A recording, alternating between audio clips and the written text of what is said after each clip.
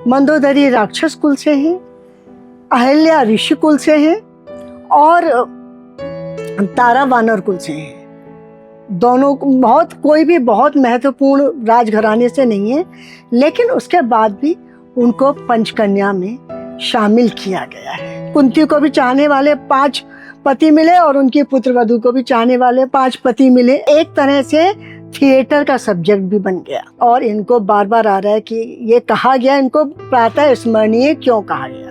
तो अब इसके बाद हमारे पास एक कंसेप्ट और आया, एक श्लोक आया।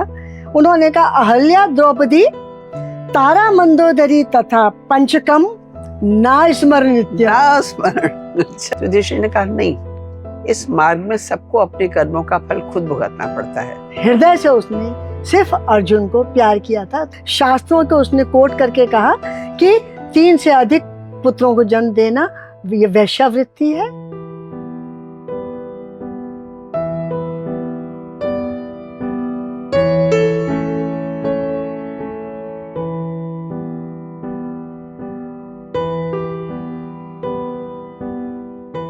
नमस्कार।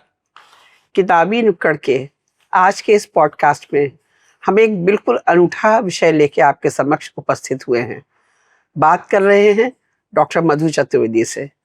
डॉक्टर मधु चतुर्वेदी बहुत सुप्रसिद्ध लेखिका हैं, कवयित्री हैं, जर्नलिस्ट हैं। उन्होंने एक कहानी संग्रह, एक कविता संग्रह और सैकड़ों लेख लिखे हैं। आकाशवाणी में, दूरदर्शन में और यूट्यूब में सब जगह अपनी पहचान बनाई है। तो उनकी किताब ये पंचकन्या, इसके ऊपर आज हम बात कर रहे हैं। तो पंचकन्या जो है, ये शब्द हमारे ख्याल से सभी परिचित होंगे, पर इसको सुन के सबसे पहले जो हमारे मन में श्लोक आया वो ये आया, अहल्या द्रौपदी कुंती तारा मंदोदरी तथा पंचकन्या स्मरण नियत्यम महापातक नाशकम। सर्वथा अपरिचित नहीं है, फिर भी मधु जी ने इस किताब को इस काल में नए सिरे से लिखने का बीड़ा उठाया। तो मैं उनसे ये पूछना चाहूंगी कि उन्हें किस चीज ने प्रेरित किया दोबारा इसे लिखने के लिए।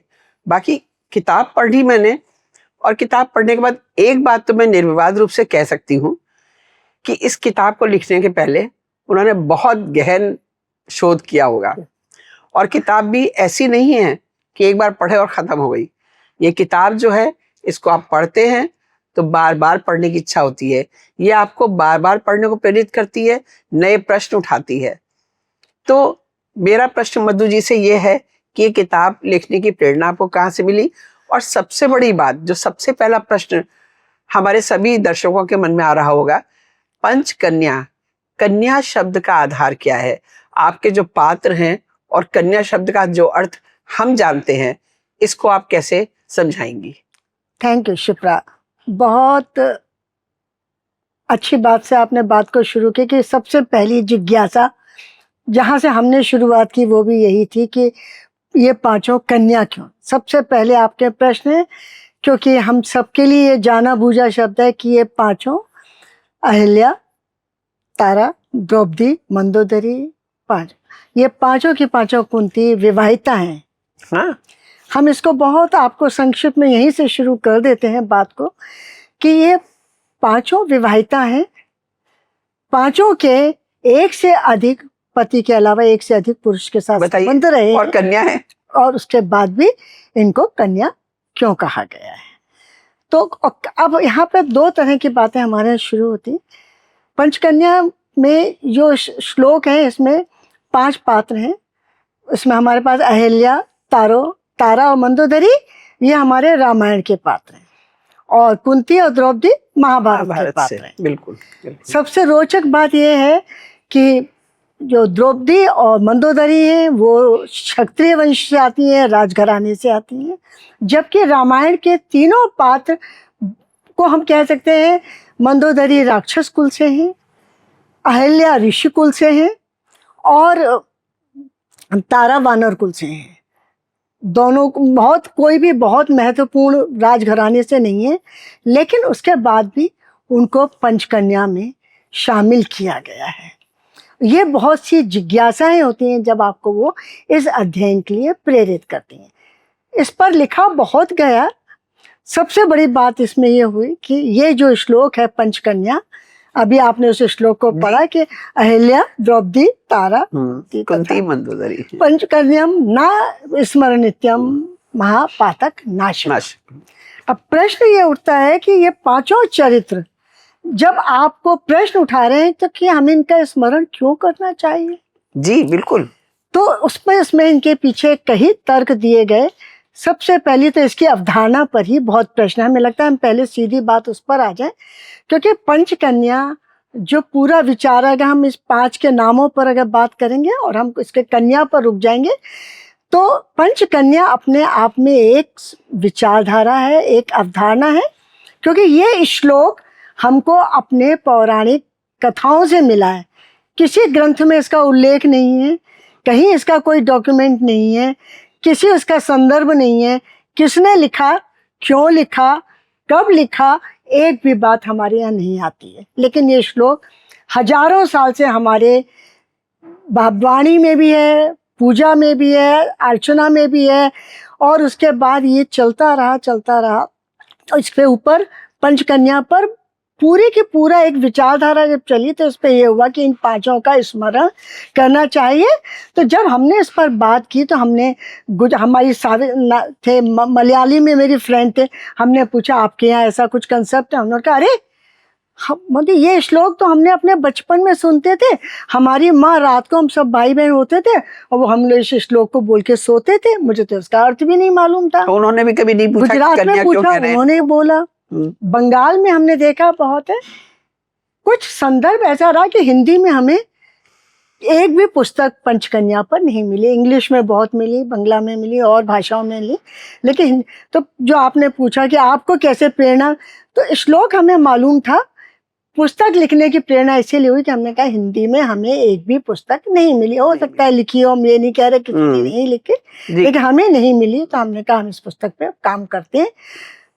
इसमें रोचकता ये है कि इसके पंचकन्या के बिना संदर्भ, बिना प्रसंग के इसकी सार्थकता 5000 सालों से, हजारों साल से चल रही है। और इसके पंचकन्या को अकेले पंचकन्या नहीं, ये इतना लोकप्रिय कंसेप्ट हुआ कि इसके बाद पंचकन्या को लेकर के मैं आपको इनके श्लोक बताते हैं कि जैसे एक बार ना स्मरण नित्यम महापातक नाशकम चला, तो इसके बाद एक और श्लोक आया, पंचाभि कामिता कुंती तद विदुरापि पंचाभि सती वदति लोकोयम यशः पुण्यैर अव्यापते। कुंती को भी चाहने वाले 5 पति मिले और उनकी पुत्र वधु को भी चाहने वाले 5 पति मिले। तो ऐसी चर्चा, ये एक तरह से थिएटर का सब्जेक्ट भी बन गया। इस पर बड़ा रोचक रहा होगा, बड़ा रोचक रहा होगा, बहुत है। तो इस पर इतने थिएटर हुए, इतने थिएटर, आज तक ये जो चल रहा है वो थिएटर। अब इसके कंसेप्ट पे बार बार ये बात हो रही थी कि ये 5 कन्याएं हैं और इनको बार बार आ रहा है कि ये कहा गया, इनको प्रातः स्मरणीय क्यों कहा गया। तो अब इसके बाद हमारे पास एक कंसेप्ट और आया, एक श्लोक आया। उन्होंने कहा अहल्या द्रौपदी तारा मंदोदरी तथा पंचकम ना स्मरण अच्छा, महापातक नाशकम। अच्छा, तो उन्होंने कहा कि श्लोक ये कब आया? ये श्लोक अब आगे और पीछे मालूम नहीं, ठीक है। तो ये लगा कि ये उसका काउंटर है। तो शायद उन्होंने कहा कि नहीं, श्लोक तो मूल श्लोक था कि अहिल्या द्रौपदी, उसमें सीता का नाम था, अहिल्या द्रौपदी सीता तारा मंदोदरी था, पंचकम ना, इसमें इन 5 का नहीं। इसको जब ये श्लोक जब आता है तो सबको लगा ये थोड़ा आज के हमारी जिस समय में ये श्लोक आया होगा, क्योंकि पहले वो श्लोक आया होगा वेद काल में, हो सकता है स्त्रियों की स्थिति कुछ और थी, लेकिन आगे कालांतर में पुरुष वर्चस्व को ये स्वीकारनीय नहीं लगा तो कि एक से अधिक पुरुषों के साथ संबंध रखने वाले ना लगा दिया, बस कैसे वो स्मरणीय हो सकती। तो उन्होंने इसको रोकने के लिए कहा कि नहीं, मूल श्लोक तो था कि इन 5 का स्मरण नहीं करना चाहिए, महापातक नाशकम, ये महापातक नाश करने वाली है। देखिए, लेकिन ये बहुत मतलब लोगों को लगा था कि बहुत स्वीकृत सत्य माना जा सकता है, लेकिन इसमें सीता का नाम आ गया तो इसको लोगों ने सिरे से नकार दिया। अच्छा। कि जब सीता का नाम आ गया कि सीता के लिए ये शब्द, सीता एक तो इसमें सीता इनके बीच में इन चारों के संग में कोई समानता नहीं है। हाँ, सीता का चरित्र ऐसा नहीं है जिसके में ये कोई कहे कि हम नहीं, तो इसलिए ये श्लोक आया तो, विचार आया तो, लेकिन फिर इसको सिरे से नकार दिया गया। जी। तो यही श्लोक जी प्रातः स्मरणीय ही चलता रहा, ऐसे एज इट इज स्वीकार कर लिया गया। लेकिन इसके में जब हुआ, इसमें कुछ संयोग बहुत है, ये हमें अपने अध्ययन के दौरान है, ये किसी ग्रंथ में पूरे से हमारे शास्त्रों में पंचकन्या के ऊपर एक श्लोक लोक कथाओं से आया है, कहीं इसका उल्लेख ऐसे ही है जो हर आदमी ने उसे कोट किया है, कहाँ से आया है ये अभी तक। आपकी इस बात तो मुझे याद आया, हम किताब पढ़े थे तो सबसे पहले अहिल्या का चरित्र चित्रण है। हम अहिल्या को रामचरितमानस से जानते हैं, ठीक है, पर आपने उसमें कितने सारे ग्रंथों का जिक्र किया, उल्लेख किया है। शतपथ ब्राह्मण, जैमिनी ब्राह्मण, षड्विंश ब्राह्मण, आनंद रामायण, कम रामायण, स्कंद पुराण, मत्स्य पुराण, अनेकों ग्रंथों का जिक्र किया है। तो आपको क्या कहीं ऐसा नहीं लगा कि विभिन्न काल में लिखे जाने के कारण अहिल्या का चरित्र भी कुछ बदला होगा? नहीं, बहुत। अब अहिल्या पे हम अभी आपको इस पे लाते हैं कि पंचकन्या को हम लोगों ने कहा, पंचकन्या में जब हमने अपने इस तरह अहिल्या पे हम इसे आते हैं कि इन पांचों, जो अहिल्या का आपने नाम लिया जी, अहिल्या के साथ इन पांचों के चरित्र में एक कुछ चीजें थी जो हमें अपने अध्ययन के दौरान समझ में आई हैं, इनका भी कोई डॉक्यूमेंट नहीं है जी, कि इन पांचों के जीवन में माँ का कोई रोल नहीं रहा है। बहुत बड़ी ये एक चीज। महत्वपूर्ण संयोग होगा। हाँ, हमें नहीं लगता कि इसके पीछे कोई तर्क है, पर ये बहुत इंपॉर्टेंट फाइंडिंग है। बहुत बड़ी इंपॉर्टेंट हमारी ये फाइंडिंग रही बिल्कुल। कि द्रौपदी अनियोजा अग्नि से उत्पन्न है, कुंती माँ से जन्मी लेकिन जन्म के साथ ही वो अपने माँ से अलग हो गई, माँ की कोई भूमिका नहीं रही उनके दुख में। कि ये क्या नाम है, द्रौपदी तो ये अग्नि से है ही। अहिल्या ब्रह्मा की मानस पुत्री, ब्रह्मा ने उनको अपना गढ़ा। तारा के संबंध में भी दो कहानी थी कि तारा सुषेण वैद्य की पुत्री, जी, जी, लेकिन माँ की कोई भूमिका वहां नहीं आती जी, है, उनकी वो एडॉप्टेड डॉटर कहती है या उनकी प्राप्त पालिता पुत्री थी जी। दूसरी कहानी ये भी थी कि वो समुद्र मंथन से निकली थी। हाँ, मंदोदरी के अब हेमा अप्सरा और वो थी मैदानव की, लेकिन अप्सरा उनको जन्म दे के चली गई थी। हाँ। तो मंदोदरी के में वो एक कहानी है, लेकिन उसके अलावा दसों कहानियां हैं, उसमें कहीं भी फिर माँ की भूमिका नहीं आती। ये एक बड़ा संयोग ही था कि इनके जीवन में नहीं। तो आपके हिसाब से अहिल्या का चरित्र अक्षुण्ण बना रहा सभी किताबों में? अच्छा, अब इस सबके पीछे एक और श्लोक आपको हम कहते हैं कि एक बहुत अच्छी कहानी है जी, अगर उसे हम स्वीकार कर लें, इसीलिए उसको हम बहुत बाद में बताते हैं, बहुत धीरे से बताते हैं जी, कि बहुत वेदव्यास में जब महाभारत लिखने बैठना चाह रहे थे जी, तो गणेश जी और वेदव्यास के बीच में एक समझौता हुआ। उसमें उन्होंने कहा कि गणेश जी ने कहा कि हम आपके महाभारत लिखने में मदद करेंगे, लेकिन हमारी लेखनी एक बार चलेगी तो चलती रहेगी, अगर आप कहीं रुकी तो फिर वो रुक जाएगी, आपको लगातार बोलना है। वेदव्यास के पास बड़ी दुविधा थी कि लेखक है, कुछ भी लिखेगा, कुछ ना कुछ तो समय उसे चाहिए होगा के लिए, समझने के लिए, सोचने के लिए। तो उन्हें भी लगा, उन्होंने भी फिर तरकीब ढूंढी और उन्होंने भी अपना उपाय ढूंढा। उन्होंने कहा ठीक है तो आप लिखेंगे, लेकिन आप भी जो लिखेंगे उसे सोच के और समझ के लिखेंगे। हम बोलेंगे लेकिन आप उसे समझेंगे तब लिखेंगे, बिना समझे और सोचे नहीं लिखेंगे। कैच। तो ये कहा गया, इसको कहा गया व्यासकूटा। बिल्कुल, उनकी कूटनीति थी कि उन्होंने भी उनको इस तरह से फंसा लिया। बिल्कुल। और कहते ये हैं कि जब वो महाभारत लिख रहे थे जी, तो उसमें जब जब वेदव्यास जी को समय की जरूरत पड़ती थी तो वो ऐसे श्लोक, बहुत सारे श्लोक, ऐसे कई श्लोक मिलते हैं कि जब होते तो कुछ भी उन्होंने बोल दिया अतार्किक है, अब इसमें उन्हें दिमाग लगेगा ये नाम क्यों आए, इन्हें कन्या क्यों, उतना टाइम मिलता था और शायद ऐसे अनेकों श्लोकों की रचना हो गई। उन्होंने अगर इस समस्या का हल निकाल लिया। अगर हम इस तर्क को मान लें तो ये बहुत स्वीकारनीय तथ्य है कि उन्होंने समय लेने के लिए लिखा गया।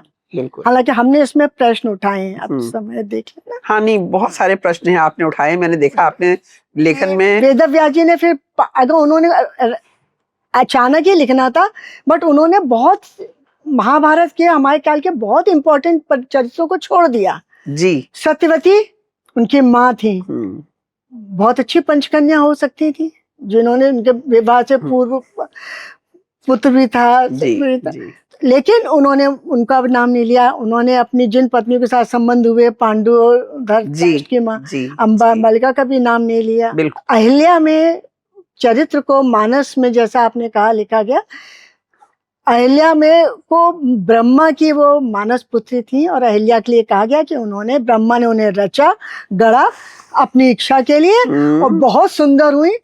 और उसके बाद बहुत कथाएं हैं कि उन्होंने उनकी सुरक्षा के लिए उनको छोड़ दिया, गौतम ऋषि के पास छोड़ दिया। लेकिन इस पूरे प्रकरण को कि अहिल्या को शाप मिला, अहिल्या कैसे शाप से मुक्त हुई है, कम से कम हर ग्रंथ में, ऋग्वेद में अहिल्या और इंद्र के प्रकरण को में कहा गया कि अहिल्या ने कहा कि मैं तो बहुत संतुष्ट हूँ, मैं पत्नी के तौर पे संतुष्ट थी ऋषि गौतम के साथ, मैं माँ के तौर पे शतानंद के साथ संतुष्ट थी, लेकिन स्त्री के तौर पे मैं आज संतुष्ट हूँ। लेकिन इसके बाद आगे किसी और ने उसको नहीं लिया है जी। ये सूत कहीं कहीं मिल रहे हैं। तो यही प्रश्न था, लेकिन अलग-अलग विश्वामित्र ने, वाल्मीकि जी ने जब लिया, वाल्मीकि में और भी विरोधाभास होता है, क्योंकि जब वो विश्वामित्र जी उनको मिलाते हैं तो बालकांड में उनके 3 प्रसंगों में अहिल्या का अलग अलग चरित्र है। एक में वो उनसे कहते हैं ये शैतान है, इसको आप मुक्त करिए, कब से आपकी तपस्या कर रही है। दूसरे में वो कहते हैं ये महाभागा जी ये काम तुष्टि में इतना लिप्त हो गए, अपने ऊपर काबू नहीं कर पाई, और इसने ऐसे ऐसे अपना चरित्र बनाया। फिर तीसरे में वो जब शतानंद से मिलते हैं तो वो फिर उनके लिए कहते हैं कि उनको मुक्ति मिल गई, वो क्योंकि जो हम लोग कहते हैं धूल, भगवान राम ने उनके चरण की धूल, उन्होंने चरण की धूल ले ही नहीं।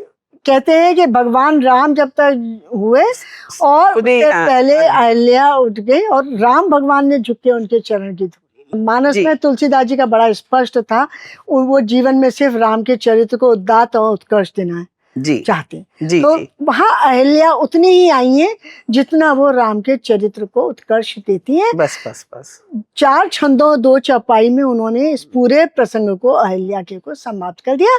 अहिल्या उनको देखती हैं, अहिल्या का उद्धार होता है, अहिल्या को वो वहाँ छोड़ते हैं। उन्होंने इंद्र के प्रसंग को छुआ ही कम, बाकी लोगों ने छुआ।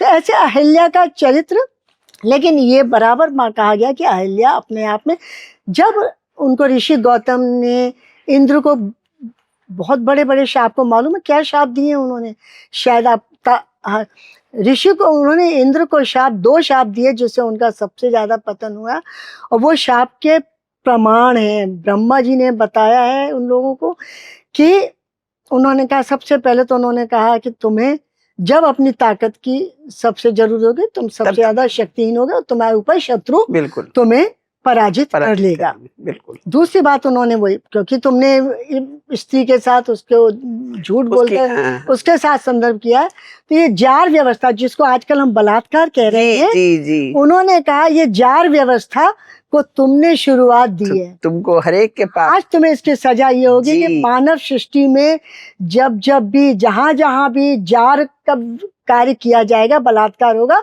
उसका आधा पाप तुम्हारे मिलेगा। ये एक बहुत बड़ा तथ्य हमको इस स्टडी में आया। और अहिल्या शामिल है, तो ये अहिल्या का चरित्र निष्कलंक निष्पाप, जबकि वेदों में वाले सब ने कहा है हम अपनी अपनी आस्थाओं से उनको जैसे चाहे वैसे देख सकते। अहिल्या के बाद हम बात करते हैं द्रौपदी की। तो आपके इसमें किताब में मैं एक जगह पढ़ रही थी कि द्रौपदी युद्ध की समाप्ति के बाद जब शोकाकुल बैठी हैं, तो कृष्ण उनके सामने आते हैं और उन्हें सांत्वना देते हुए कहते हैं, द्रौपदी तुम्हारे साथ अन्याय हुआ था, तुम्हें उसका प्रतिकार चाहिए था, तो उस प्रतिकार के लिए कई लोगों ने तुम्हें आश्वासन दिया, उनमें मैं भी था, पर प्रतिकार की कीमत होती है, उसके लिए किस किस को कहाँ कहाँ कब कब क्या क्या खोलना पड़ता है, यह समय निर्धारित करता है, यह काल की गति है। तो इस सब के लिए सिर्फ अपने आप को दोषी मत मानो।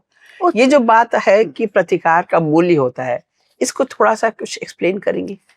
ये बात थोड़ी आगे हो जाती है, क्योंकि द्रौपदी का पूरे चरित्र को थोड़ा सा ये कि द्रौपदी, आपको शायद सबको मालूम है कि द्रौपदी यज्ञ से जन्मी थी, बिल्कुल। और उसका जन्म भी सिर्फ हम्म, पूरे कुरुवंश से बदला लेने के लिए बिल्कुल, हुआ था। बिल्कुल। द्रोणाचार्य ने, उन्होंने पूरी तपस्या की थी, करी तो पुत्र की कामना थी, लेकिन पुत्री अतिरिक्त मिली थी। तो जिस दिन से द्रौपदी जन्मी थी उसे मालूम था कि मुझे यहाँ पर एक बदला लेने के लिए मेरा इस्तेमाल किया जाएगा। पांचाल नरेश की पुत्री थी, पांचाली कराई।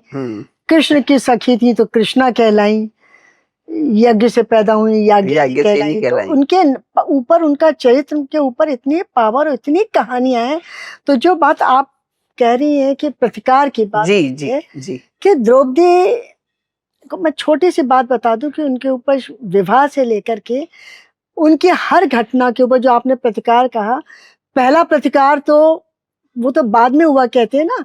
सबसे पहला तो उनके साथ उनका जो हरण, वो कहते हैं चीर हरण वस्त्र हरण। सबसे पहले तो 5 पांडव, कुंती ने जब उनको विवाह की सम्मति 5 लोगों में बांट दिया, कर दिया, तो प्रतिकार तो वहां से शुरू हो गया। प्रतिकार की भूमिका वहां शुरू हुई। बिल्कुल। और उस समय भी उनको जब उसने प्रतिकार किया, भाई ने भी, द्रुपद ने भी प्रतिकार किया, भाई धृष्टद्युम्न ने भी प्रतिकार किया, कैसे है। लेकिन वेदव्यास ने और इन्होंने, भगवान कृष्ण वहां पहुंच गए और उसको ये समझा के कि ये तुम्हारा प्रारब्ध है, ये तुम्हारे पूर्वजन्मों के संस्कार थे, तुम्हारे उसमें बहुत कहानियां हैं। जी हम लोग इतने विस्तार में भी नहीं जा सकते, हमारे पास समय नहीं है। कि उनको ये तय था कि उन्होंने वरदान पिछले किसी जन्म में मांगा था कि मुझे बहुत शक्तिशाली पति चाहिए। और ये बात उन्होंने 5 बार कही, मुझे ऐसा पति चाहिए, ऐसा पति चाहिए, ऐसा पति चाहिए। 5 पति। उन्होंने कहा कि कोई भी पुरुष इतना संपन्न नहीं होगा एक में सारे 5 होगा। तो तुमने 5 बार ये मांगा तो तुम्हें 5 पति अगले जन्म में मिलेंगे। अब ये कथा कहानी है। बिल्कुल। दूसरी कहानी फिर उसमें भी होती है कि 5 मतलब क्यों हुए। तो इस तरह से करके ये कथाएं इनके साथ जुड़ गई और उनको ये बात आश्वस्त कर दी गई। तो उनका तो प्रतिकार पहला वहां हुआ, उनका चीर हरण, वस्त्र हरण, अपहरण, जो आप कहते हैं उनके साथ बिल्कुल पहले हुए। अब जब यहाँ घटना होती है, बल्कि आपने कहा प्रतिकार के बाद, जी उसमें सबसे बड़ी बात है कि उनके प्रतिकार के लिए कोई भी खड़ा नहीं हुआ।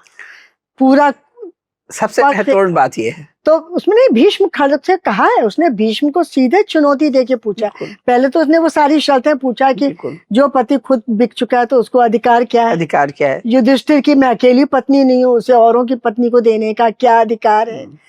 फिर भीष्म से उसने प्रश्न किया कि आप मुझे, तो भीष्म ने बहुत सिर झुका के उन्होंने एक जवाब दे दिया कि युधिष्ठिर धर्म राज के पुत्र हैं, धर्म की व्याख्या युधिष्ठिर से अच्छी कोई नहीं कर सकता।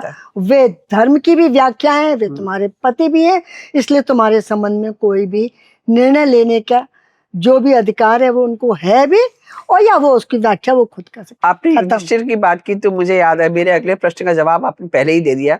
मैं पूछने वाली थी कि जब युद्ध के बाद, सब कुछ होने के बाद, जब 5 पांडवों के साथ वो सब रोहण के लिए चली तो रास्ते में एक जगह गिर पड़ी। तो युधिष्ठिर ने सबसे कहा कि नहीं आगे बढ़ो, उनको छोड़ दो। तो सब थोड़ा परेशान भी हुए, चकित भी हुए। तो युधिष्ठिर ने कहा नहीं, इस मार्ग में सबको अपने कर्मों का फल खुद भुगतना पड़ता है और ये इसमें कोई किसी का साथ नहीं दे सकता। तो आपने खुद ही बता दिया युधिष्ठिर धर्मराज हैं, तो उन्होंने जो कहा उसको सबने मान लिया, स्वीकार कर लिया। नहीं, बट उनकी व्याख्या थी वो, उसको आज के संदर्भ में भी हम मान सकते हैं कि अपने कर्म का और प्रारब्ध का, वो बहुत कटु लगता है, बहुत यथार्थ। वो रेलेवेंट है आज भी, लेकिन आज भी रेलेवेंट है वो। आज भी रेलेवेंट कि आपने अपने कर्म अपने प्रारब्ध का जो है वो आपको अपना फल खुद भोगना पड़ेगा। तो उन्होंने क्या कर्म किए, बिल्कुल ये प्रश्न युधिष्ठिर खुद ने भी ऋषि मांडव्य से बहुत बार लगाया कि उसने हम सबकी बहुत सेवा की। ऐसा नहीं था युधिष्ठिर उसको प्यार नहीं करते थे, बोले उसने हम लोग इतनी सेवा और सब किए, तो उसके बाद उसको इतनी तकलीफें क्यों उठानी पड़ी, इससे सारे पुत्र अपने को। तो उस सब के पीछे यही था कि वो युधिष्ठिर ने उस समय उनको ये समझा के कि उसने सब पतियों के सारे कर्तव्य निभाए, सब पतियों के साथ में कभी भी कोई वो नहीं किया, बहुत अच्छी व्यवस्था स्थापित की, लेकिन हृदय से उसने सिर्फ अर्जुन को प्यार किया था, तो ये उसकी निष्ठा के ऊपर एक कमी आई, इसलिए आज युधिष्ठिर, इसलिए आप आज हो। ये मतलब है। आप और ये उनकी व्याख्याएं हमेशा अपनी अलग होती जी जी वो तो है ही है। तीसरा प्रश्न था वो कृष्ण वाला कि हाँ, आपकी किताब के तीसरे कैरेक्टर हम कुंती के पास आते हैं। कुंती का जो भी चित्रण, चरित्र चित्रण हमने देखा तो बहुत चतुर थी, बहुत बुद्धिमान थी और हर भूमिका उन्होंने बहुत सकुशलता से निभाई। आपको क्या लगता है कि कुंती के सजीव सकारात्मक चरित्र चित्रण से समाज के ऊपर भी कोई सकारात्मक असर पड़ता है? कुंती को कभी भी बहुत अच्छी तरह से कहीं हमारे इन चरित्रों को बहुत बखान आया नहीं है। कुंती अब हमेशा संदर्भों में आई है, जहाँ जहाँ घटनाएं हैं उनमें संदर्भ है। कुंती के साथ मैं आपको बता दूं एक सबसे बड़ा जो बात उन्होंने जस्टिफाई किया है अपने रोल को। कुंती मतलब शुरू से उसके साथ जीवन का न्याय है कि वो जहाँ पैदा हुई वहां से अलग हो गई। जो माँ जिसने जन्म दिया उस माँ के साथ रह नहीं पाई। यहाँ उसको जब पहुंची तो जिस पुत्र को उसने जन्म दिया उसे पाल नहीं पुत्र को, पहले पुत्र को वो पाल नहीं पाई। बिल्कुल। जिन पुत्रों को उसने जन्म दिया, माद्री के पुत्र नकुल, उन्हें बहुत प्यार दिया, उनको उसने अपने बच्चों से ज्यादा प्यार दिया, पाला। जी। पिता की भूमिका, माँ छूटे, जो जिन पिता ने उसको लिया, दोनों पिताओं ने कुंती के जीवन में कभी पलट कर नहीं देखा नहीं। तो कुंती का जीवन उसका अपनी संघर्ष यात्रा थी। बिल्कुल। और पांडु के साथ जो चीजों पे आक्षेप लगते हैं, हमारे यहाँ कभी कभी बहुत हल्के से बोला जाता है, कुंती से पुत्रों की कामना कुंती ने नहीं की थी, उसने स्वीकार करा था, उसने नियंत्रण में रहा था, माद्री को भी में रखती थी कि मत करना उनके स्वास्थ्य के लिए। पांडु ने उससे आग्रह किया, रिक्वेस्ट किया कि हमने मुझे पुत्र चाहिए, पुत्र की कामना है मुझे पुत्र। और तुम, उसने कहा आप किसी ऋषि किससे भी करिए, भीष्म जी से भी, उनकी सबसे बातें। तब कुंती ने अपना जो रहस्य था कि मेरे पास ये शक्ति है, मैं देवताओं को बुला सकती हूँ, मनुष्य आह्वान कर सकती हूँ। बिल्कुल। तब कुंती ने उनसे 3 पुत्रों को, सबको कथा मालूम है, इसमें हम करेंगे। 3 पुत्रों के बाद भी पांडु की इच्छा तृप्ति नहीं हुई, लालसा, वो कहते हैं हमें और चाहिए। कुंती ने बहुत अच्छी तरह उसने समझाया, शास्त्रों को उसने कोट करके कहा कि 3 से अधिक पुत्रों को जन्म देना ये वैश्यावृत्ति है, और लेते मैं अब नहीं करूँ। उसके बाद माद्री के अंदर भी एक इच्छा थी और पांडु ने उसको मिलकर कहा कि अच्छा तुम ऐसा करो, अगर तुम्हारे पास वरदान में पावर है तो तुम माद्री को भी एक पुत्र तो कम से कम दे दो, उसके भी पुत्र। अब मंदोदरी, उन्होंने जब कुंती ने उनको बुलाया तो अश्विनी कुमार आ गए। अश्विनी कुमार के में जो जोड़ी थे तो 2 पुत्र उन्हें मिल गए, लेकिन वो सब घटनाएं हुई। तो इसमें कुंती का रहा। उसके बाद कुंती का चरित्र देखिए, जब उसने द्रौपदी को, उसमें इतना भरोसा है कि जब दोबारा द्रौपदी वन में गई पंचायत तो वो नहीं गई साथ में, वो वहां रुकी। वो बाहर क्यों रुकी? उन्होंने कहा मैं यहाँ रहूंगी। बिल्कुल। तो युधिष्ठिर मेरा पुत्र ऐसा है कि ये अपने दुखों को बहुत जल्दी भूलेगा, यहाँ रहेंगे तो उसे हमेशा याद रहेगा कि मेरी माँ यहाँ बैठी, और उसे अपना बदला उसे लेना है। जी उसका। लेकिन सब कुछ हो गया, युद्ध समाप्त हो गया।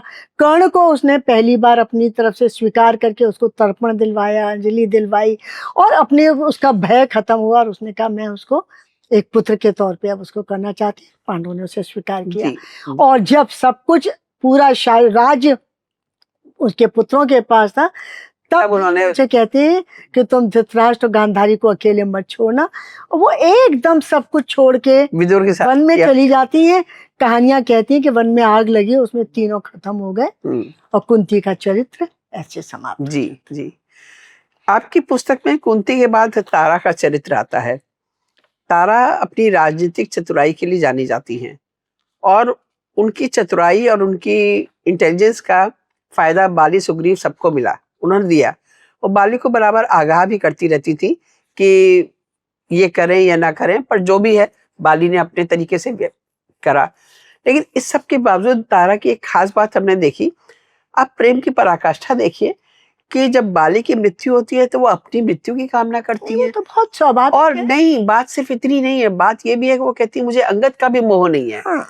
पति का मोह बहुत स्वाभाविक है, पर पुत्र का मोह ना होना। मैं इसको, तारा को, जी बाली से प्रेम से हम तारा को नहीं आंक सकते। तारा के प्रेम को अगर आपको आंकना है तो ये बात है, बाली पति से प्रेम करती है और पति की मृत्यु पर शमशान शोक भी होता है, वैसे जी, भी शोक होता है जी। कि मैं मरना चाहती हूँ, जी। मेरे पुत्र की भी चिंता है। हाँ, तारा की सबसे बड़ी बात ये कि तारा ने बाली के साथ में, बाली के प्रति तो वो समर्पित पत्नी है, लेकिन तारा को जब वो सुग्रीव, मतलब उसमें उस प्रसंग को आप थोड़ा सा कर दें, वो तो बहुत ही अंगद को, क्योंकि उसके पास जो शक्ति दो थी, युक्ति वदम, जी, तर्क बुद्धि इतनी थी कि उसको हर घटना दूर से गजब, पहले से पता बिल्कुल, चल जाती थी। अद्भुत थी। और सबसे बड़ी बात ये थी अनुनय वदम, अनुनय वदम मतलब उसमें समाधान बुद्धि थी, वो हर बिल्कुल। चीज के पास, मतलब लक्ष्मण क्रोध में आए तो उसे एकदम समाधान मालूम है कि इनको हमें कैसे कैसे इनको टैकल करना है, बिल्कुल और बाली और सुग्रीव सबसे बड़ा इन दोनों में चर्चा, देखिए दो भाइयों में लड़ाई हुई है, बिल्कुल। लेकिन तारा को लेकर बाली और सुग्रीव में कभी कोई लड़ाई नहीं और हुई। तारा का दोनों समर्पण का बाली के लिए समर्पण था, बराबर उतना का, ही सुग्रीव के लिए भी था। उसमें सुग्रीव के प्रति उतनी ही ये बड़ी बात समर्पित रहे, है। दोनों के प्रति वो जी, समर्पित, और जी। राज्य के प्रति उतनी ही जी। समर्पित रहे, राज्य के हित में समर्पित रहे। तो तारा का कैरेक्टर, तारा भी ये कहा जाता है दोनों चीज, जी, वो भी अनियोजा थी, जी, किसी माँ के गर्भ से उन्होंने जी, जन्म जी। नहीं लिया था, तो बिल्कुल, इन सबके पास अपनी पावर थी। जी, और हम इसको में इसीलिए इन सबको जो पंचकन्या की तरह समझने के लिए हमारे लिए आसान होता है कि इन पांचों के पास अपनी अपनी शक्तियां थी। इसके बाद आपने सबसे बाद में मंदोदरी का जिक्र किया है। मंदोदरी अद्वितीय सुंदरी थी और बहुत विद्वान थी, रावण को बहुत प्यार भी करती थी, लेकिन रावण को मिले वो सारे श्रापों का उनको भान था, ज्ञान था, तो इसकी वजह से वो रावण के अनिष्ट की आशंका से हमेशा ही डरती रहती थी, मतलब हाँ, मंदोदरी फिर वही पंच हाँ। हमेशा ही डरती रहती थी। पर अपने सारे ज्ञान के बाद, अपने भय के बावजूद भी वो रावण के और अपने पुत्रों के विनाश को रोक नहीं पाई उन्होंने, लेकिन सीता की अस्मिता की बराबर रक्षा की। क्यों? क्योंकि उन्हें कुबेर के श्राप का ज्ञान था और वो रावण की रक्षा करना चाहती थी। लेकिन आप गजब का संतुलन देखिए उनका, कि जब रावण की मृत्यु हुई तो रावण की मृत्यु पर दुख करती हैं, उनकी वीरता की प्रशंसा करती हैं, पर उनमें साहस है राम से प्रश्न करने का। नहीं शिप्रा, देखो जी, वही बात मैं बार बार कह रही हूँ ना, पति की मृत्यु पे रुदन करना, कुछ इनमें से किसी के चरित्र के ऊपर कोई आक्षेप नहीं है, तो हमें कुछ भी इसमें साबित नहीं करना कि वो अपने पति के दुख पे दुखी है।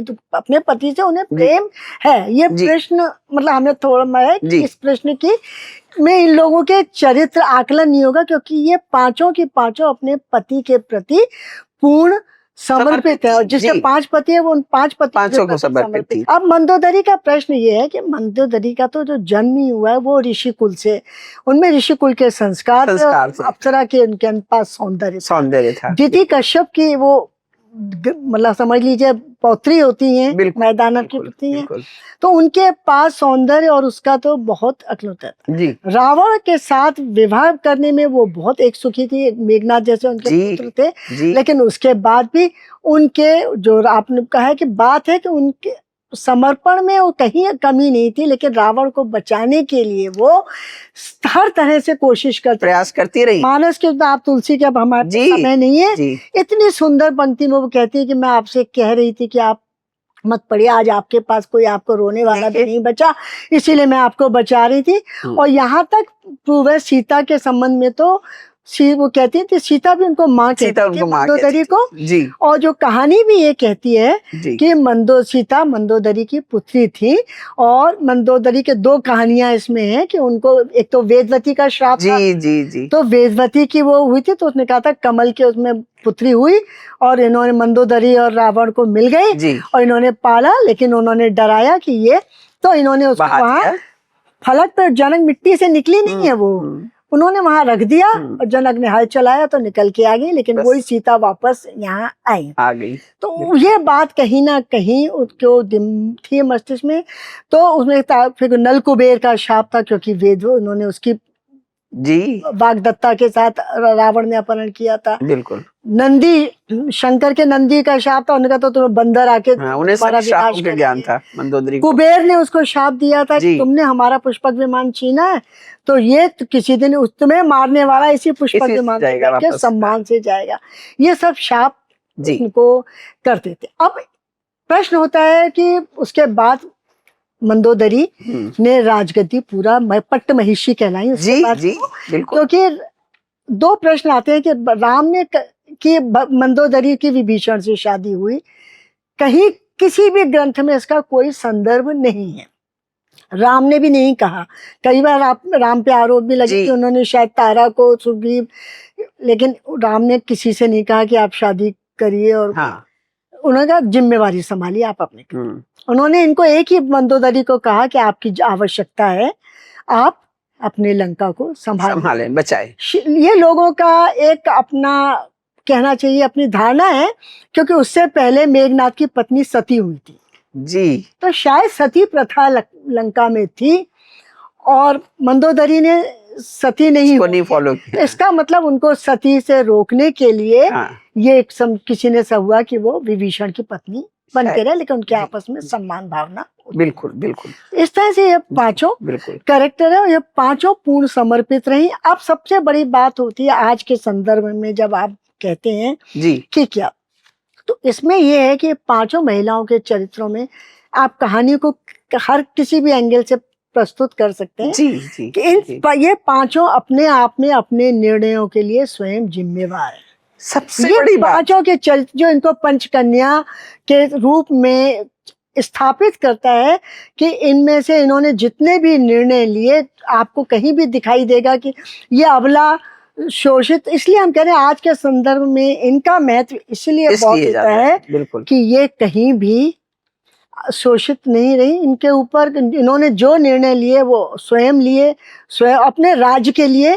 कोई निर्णय इन्होंने अपने स्वार्थ के लिए नहीं लिए, इन्होंने अपने से ऊपर अपने राज्य को रखा, परिवार को लिया, देश के लिए लिए, और अपने निर्णयों के लिए स्वतंत्र थी। इन्होंने अपने लिया और उसमें इनके पतियों का सबका बहुत सहयोग है। कभी भी इनके किसी निर्णय के ऊपर कोई चुनौती किसी पति से नहीं, और ये पूर्ण समर्पित रही। मधु जी, आपसे बातचीत करके बहुत अच्छा लगा, बहुत सारी शंकाओं का समाधान भी हुआ, पर मैं समापन आपकी ही एक कविता से करना चाहूंगी।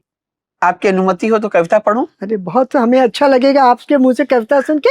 बस एक बात मैं और बताऊं शिप्रा जी आपको, कविता की ये कवर भी इसका मतलब मेरे जिन मित्र ने डिजाइन किया है, कल्पना नौटियाल, इस में ना तो कलर इस्तेमाल हुए हैं, ना ब्रश इस्तेमाल हुए हैं। क्या बात। और ये कॉफी के जो है फ्रेश कॉफी को पेस्ट बना करके और थंब के स्ट्रोक से ये पूरा कवर इसका डिजाइन है। उसमें सब चीजों को उन्होंने अपने बिल्कुल मौलिक कृति है, कहीं कोई में कर बिल्कुल।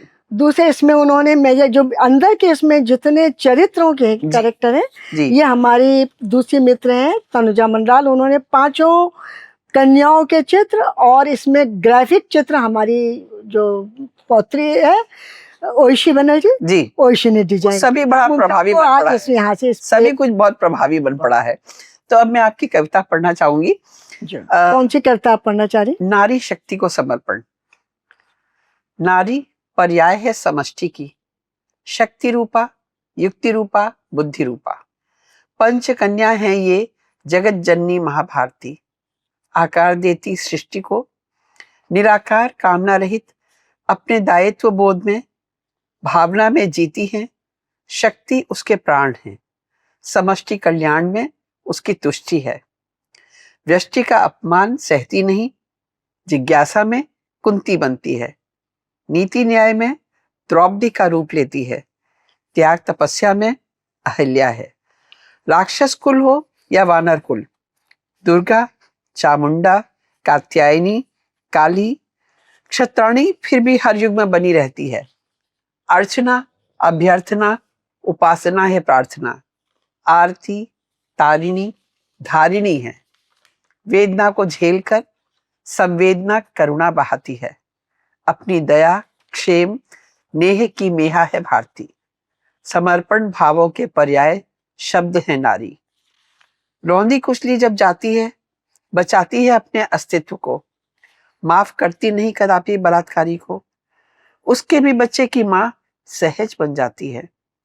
विनाश में भी बीज निर्माण के बोती है। कर्म भक्ति में वह कृष्ण की गीता है। झुकना उसकी कमजोरी नहीं, शक्ति रूपा है। झुक कर ही झुकाती है, इसीलिए सृष्टि चलाती है। न थकती है न मिटती है, धरती कहाती है। चरय वेती चलती रहती है, चलती ही रहती। चलती रहती है। बहुत सुंदर शिप्रा, बहुत अच्छा लगा आपके मुंह से ये पंक्तियां सुन करके। धन्यवाद। सारे चरित्र हमारी पूरी नारी शक्ति को ये रिप्रेजेंट समर्पित करते है, हैं कि बिल्कुल। पंचकन्या आज इसलिए प्रासंगिक है कि महिला अपने चरित्र में उसको कभी कमतर ना ना रखे। धन्यवाद। आपसे बातचीत के साथ, इसी बातचीत के साथ हम इस पॉडकास्ट को यहीं समाप्त करते हैं। उम्मीद है कुछ समय बाद एक और नए विषय पर आपके समक्ष प्रस्तुत होंगे। Thank you. Thank you.